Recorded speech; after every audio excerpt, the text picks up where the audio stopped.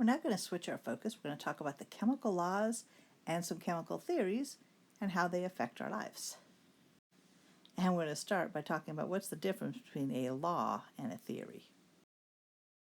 So in this unit, we're going to talk about the chemical laws and theories that are related to matter and energy, because that is the focus of this chemistry and this unit. So we're going to start with scientific law versus scientific theory. A scientific law is a statement of what always occurs under certain conditions.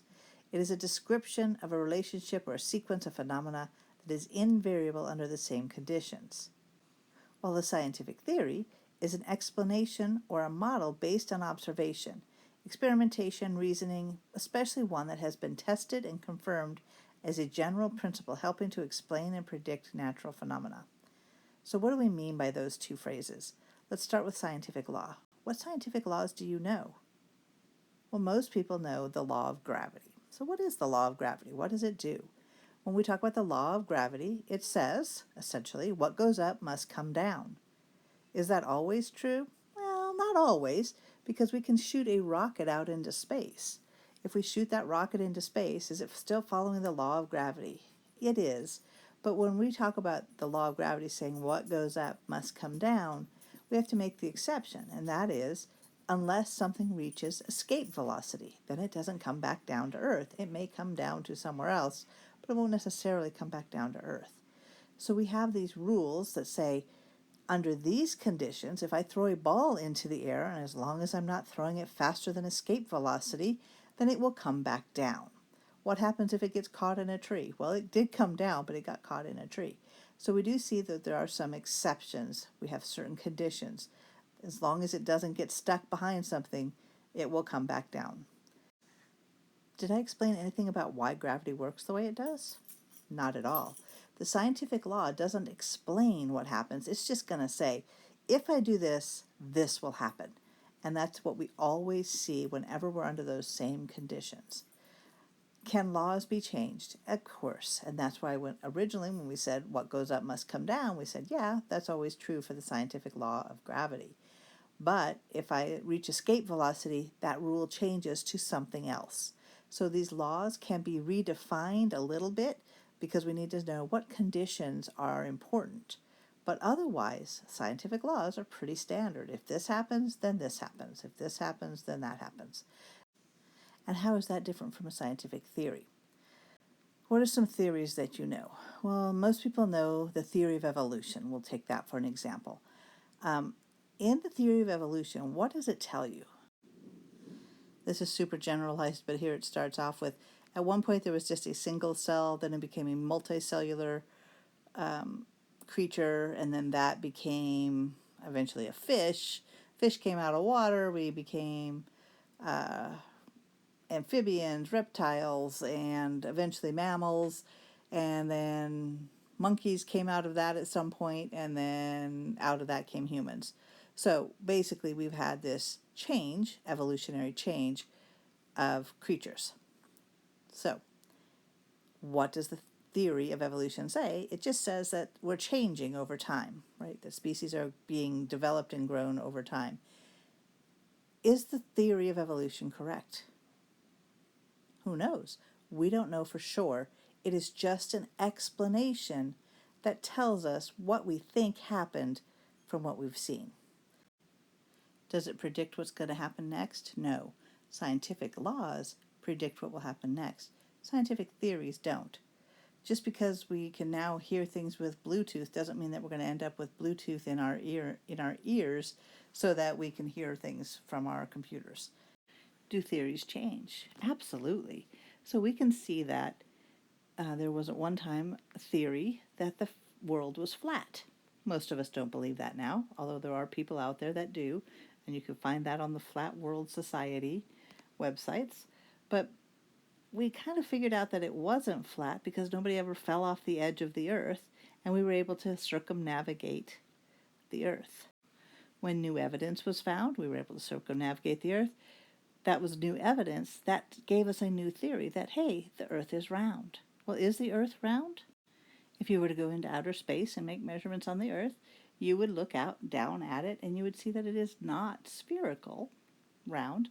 We would see that it is a little bit of a flattened ball so that we could see that it's wider at the equator and a little bit more shallow at the top, so it's not quite a sphere. And again, that changes our theory. And now let's try seeing if we can decide if something is a statement, is an observation, a law, or a theory. Okay, so let's try it. Indicate whether each of the following is an example of an observation, a law, or a theory. Pause your video, and when you come back, I'll give you the answers. All right, let's start with number 1. My cat is purring. That would be an observation. My cat purrs when I scratch her head.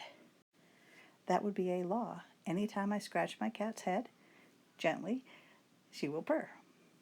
Next, we have cats like to be petted, so they purr. That's my theory. I believe she likes to be petted. Number 4, if I don't water the grass, it turns brown. That would be a law. If I don't ever water the grass, it will turn brown. Orange juice is orange. That's an observation. The sky is blue because light is scattered, but the blue light is scattered less. That sounds like a theory. I believe that is why it's happening. Number 7, there are dirty dishes in my sink. That's an observation. Number 8, eating food creates dirty dishes. That's a theory. Probably not a correct theory, but a theory. For example, if I eat an apple, that doesn't create dishes. So not all eating of food creates dirty dishes, but it is a theory, so we're going to mark it as a theory. And number 9, when I use a dish and then place it in the sink, my sink will have dirty dishes until I remove them. That is a law. Of course, that law may change. It may end up that my kids finally learn how to do dishes, and then it won't be until I remove them, but it'll be until somebody removes them. At any rate, that would be considered a law. There are 3 chemical laws that we'll be expecting you to remember and be able to identify in this exam.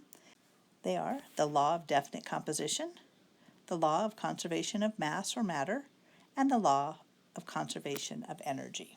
Let's look at each of those individually. So first we have the law of definite composition, and it states that in a specific chemical compound, the elements are present in a fixed percentage by weight. What does that mean? A simple way to think of this is the fact that every chemical has a specific formula. For example, we know water has the formula H2O. And that formula will be the same whether I'm in Egypt, here in America, on the moon, at Mars. The formula for water will always be H2O. The reason that the law states that it has to have a fixed percentage by weight is because we can calculate what the weight would be of the hydrogen and the oxygen, because again we know that there are 2 hydrogens and 1 oxygen, and we know the atomic masses of hydrogen and oxygen. So I'm going to show you mathematically what I mean. You do not have to do this math. We know that there are 2 hydrogens and that each hydrogen atom weighs 1 AMU for a total of 2 AMU. There's 1 oxygen atom and it weighs 16 AMU, so that our total is 18 AMU. To find the percentage of hydrogen, we'll take the 2 AMU for hydrogen, divide that by 18 AMU total, multiply by 100% to make it a percent, and we'll find that it is 11.11% hydrogen. We could do the same thing for oxygen. We would see that we have 16 AMU divided by 18 AMU total times 100%, and you get 88.89% oxygen. So this is the ratio of hydrogen to oxygen that we find in water throughout our world and any other world. Are there other ways that hydrogen and oxygen can come together? Well, there could be. We could have H2O2, which is called hydrogen peroxide. If we were looking at the definite composition of hydrogen peroxide and we wanted to find the percentages, we would see that in this formula we have 2 hydrogens for 2 AMU and 2 oxygens for 32 AMU, which means we have a total of 34 AMU. And to find the percentage of hydrogen, we would take 2 AMU divided by 34 AMU total, multiply by 100%, and we would find that we have 6% hydrogen. So what is the percentage of oxygen? Again, you do not need to do these calculations. You take the 32 AMU of oxygen, divide that by the 34 AMU total, and you should find that you have 94% oxygen. So as you can see, each chemical, they each had hydrogen and oxygen, but the percentage was different, and that made it a different chemical. So I have to tell you a little chemistry joke here. Two guys walk into a bar. One sits down and says, "Hey bartender, I'd like some H2O." And the guy next to him says, "I'd like some H2O too." And he dies. And in case you're not sure why, H2O2, again, is hydrogen peroxide, and that would kill you if you drank it. Now let's look at the law of conservation of matter, or mass.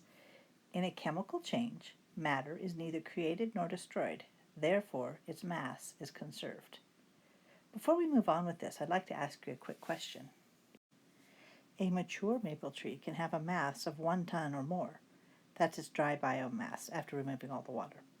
Yet, it starts from a seed that weighs less than 1 gram. Which of the following processes contributes the most to this huge increase in biomass? A. The absorption of mineral substances from the soil via the roots. B. The absorption of organic substances from the soil via the roots. C. The incorporation of CO2 gas from the atmosphere into the molecules by the green leaves. D. The incorporation of water from the soil into the molecules by green leaves. Or E. Absorption of solar radiation into the leaf. This question was asked of some college seniors as they were preparing to graduate. Almost half of them got it wrong. How did you do? While several of these do add mass to the tree, once we take away the water, that certainly won't be a part of it, so letter D cannot be correct. But we see that the vast majority of the mass of the tree comes from the incorporation of carbon dioxide gas from the atmosphere into the molecules by the green leaves. And this is through the process known as photosynthesis. So what does this question have to do with the law of conservation of matter? This law states that we can't just make matter out of nothing. There has to be matter that is changed from one form to another, and that goes through a chemical reaction. This example shows us that we may not always see where that source of matter is. In this case, we can't see the CO2 converted to sugar by the plants through photosynthesis. Oftentimes we forget that the air has something, it's made up of something. In this case, we're using the CO2 from the air, and we're using it through the process of photosynthesis to turn it into a sugar inside of the plant, which eventually turns it into a polysaccharide, which we'll talk about later, and that makes up most of the matter that we find in the tree. Now let me ask a slightly different question. When I take a 10 kilogram piece of wood and I burn it, will the ashes weigh 10 kilograms? No, they don't. Why? Why is it so much lighter? In this case, we're burning the cellulose that was made by photosynthesis, and it's giving off heat and light energy, and more importantly, CO2 and water are going back in the gaseous phase, so we don't see them, but they are being released, so that we're making that same amount of matter will be present. We just won't weigh it in the ashes, but it will still be present in our surroundings. The way that the law of conservation of mass is most often used, though, is in using balanced equations. So in chemistry, we often like to write what we start with, our reactants, and what's made, our products, and we see that overall, the total number of atoms we have on the reactant side and the total number of those same atoms on the product side have to match. So if I have 5 hydrogens on the reactant side, I have to have 5 hydrogens on the product side. If I have 20 oxygens on the reactant side, I have to have 20 oxygens on the product side. They may be attached in different ways, but overall the number has to be the same. And that's because of the law of conservation of matter. Whatever I have on the starting side, the reactant side, I have to have on the product side. And this allows us to predict what the products will be because those elements and how many there are have to stay the same overall. And finally, we're going to have the law of conservation of energy, which is very closely related. So this law, the law of conservation of energy, states that in any ordinary chemical change, energy is neither created nor destroyed. What that sounds like is that I don't have to worry about saving energy. We always hear about we need to save energy in all kinds of different ads. Well, why does it matter if it can't be created or destroyed? What is different is how it's being stored. So when we have energy in the form of a battery, that's pretty useful to us. We can use a battery. On the other hand, when it's a hot day outside and there's warm air all around you, it's a little bit harder to use that energy, and so we can lose the energy of a battery into heating up the air and that sort of thing. So what's normally considered the conservation of energy is normally just saying trying to keep the energy in a useful form rather than in an unuseful form. But according to the chemist, all of that energy is conserved. It's just changed its form. What are some of the different types of forms of energy that you know about? Most people know about fossil fuels that run our cars. Those are a type of stored energy. There's geothermal energy, there's solar energy, there's wind energy, there's sound energy, electrical energy, rotational energy. There's all sorts of different types of energy. So what we do know is that we're changing from one type to another, and when we do that, we don't make any new energy and we don't destroy it. Almost all of the energy on Earth comes from one source, though, and that source is the sun. So think about the energy from the sun. We get heat and light from the sun. It beams down on the Earth. That heat warms up the air around, causing wind and ocean currents, because where there's warmer temperatures and colder temperatures, those particles will move from one spot to another. They also create photosynthesis. Now, photosynthesis takes the energy from the sun and makes it so that carbon dioxide is converted into sugar, and just about every living thing uses that sugar as an energy source. What happens when that animal dies? It no longer has energy, right? Well, actually it does. It's now stored up energy, and when the dinosaurs died, we found that that energy turned into what we call now fossil fuels. We see that this energy is always conserved. It's always around. It's just changing form from one thing to another. What about something like a hydroelectric plant? How does it get its energy? Generally speaking, water from the ocean is evaporated by the sun. The energy, the heat energy of the sun, warms up the water, evaporates it, brings it up, goes to a mountain area where it's colder. The water drains down, and then it comes running down a river, and you'll see that it rotates a mill, let's say. And so that gives us some rotational energy. It's turned into electrical energy. Maybe it gets stored behind a dam, and then it's released as we need it to create more rotational energy, which is converted to electrical energy, which is sent to your house via electrical energy and converted into another form of energy, something like light and sound, so that you can see and hear this video. So previously we talked about this burning fire, and when we saw the fire, we saw there was heat and light given off. But where did that heat and light come from? Was it created? No, it definitely wasn't. It wasn't created, but it was changed. It was changed from the stored energy in the wood. We had energy stored in the wood. We gave it a little spark, caught on fire, gave off more of that energy as heat and light. Which one's more useful? The stored energy that we see in the wood is generally more useful to us. And the heat energy is harder for us to capture. It likes to go out into space. So we do lose it on Earth. Eventually it goes out into space. But we know that we can use the heat. The wood itself is not useful for cooking, but the heat energy is good for cooking. So we'll see all kinds of different variations on how heat is looked at. But again, the main thing to know here is that energy is not created nor destroyed in ordinary chemical changes. So what do we mean about ordinary? So notice that both the law of conservation of matter and the law of conservation of energy both state that this happens in ordinary chemical changes. These laws both state that we do not create or destroy matter or mass or energy. So how do we get from one thing to the other? Some of you may have heard of this famous equation, E equals mc squared. In that equation, the E stands for energy, the M stands for matter or mass, and the c squared is the speed of light squared. We're not going to worry about that portion. But in this statement, it says that we're converting energy into matter and matter into energy. But I just said you cannot create or destroy matter or energy. It ends up that notice it says in a ordinary chemical change. What is not an ordinary chemical change is nuclear reactions. So nuclear chemistry is a whole different type of reaction. The inside of the sun is also a type of nuclear reaction. It is not an ordinary chemical change.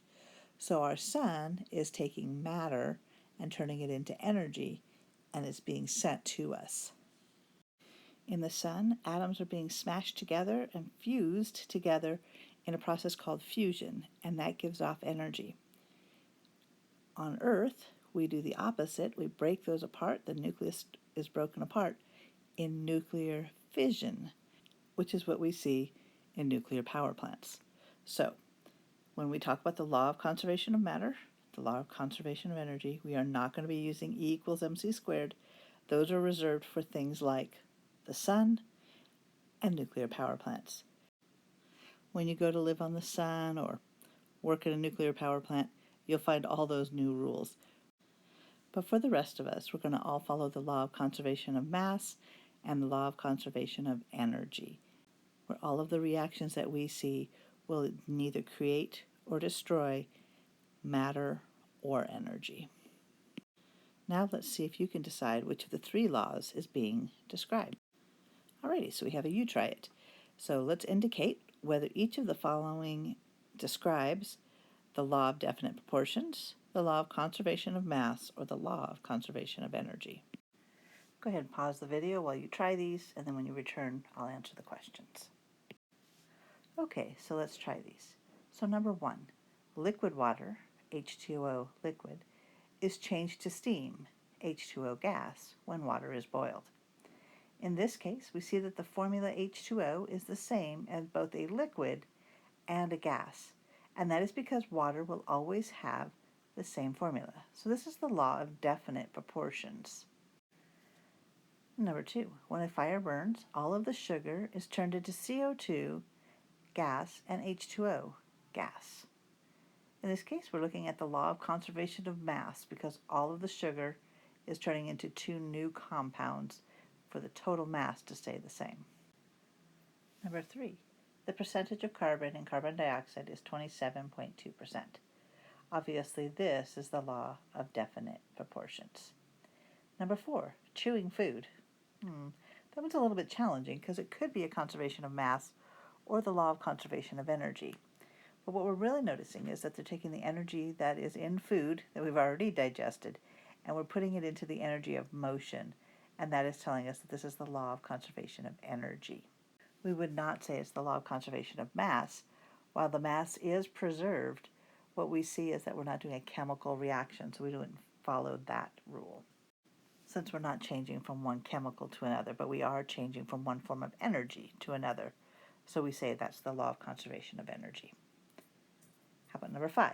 We see here, the reaction below shows potassium oxide being produced, K2O solid, by combining oxygen, O2 gas, with potassium, K solid. The mass of potassium is 50 grams and the mass of the oxygen is 12 grams. The mass for the potassium oxide that was produced is 62 grams. And then it gives a formula, O2 gas plus potassium solid goes to K2O solid. So here we see the formulas, and we see that those masses are the same. So this will definitely be the law of conservation of mass. And number 6, if you mix 25 grams of sugar into 150 grams of water, the mixture weighs 175 grams. That is going to be the law of conservation of mass. By putting those two things together, we still have the same total mass. Number 7, rubbing your hands together to keep them warm. Here we're taking the energy of motion and friction and we're turning it into the energy of warmth or heat. And so this is a law of conservation of energy. Number 8, beating on a drum. Here we're taking the energy of motion again. We're turning it into sound energy. This is the law of conservation of energy. And that leaves us with number 9, drum roll please. And that is the formula for ethanol drinking alcohol is C2H6O. Because we have a certain proportion and ratio of the carbon to hydrogen to oxygen, that tells us that this is the law of definite proportions. Hopefully you got those right, and there'll be some more practice online.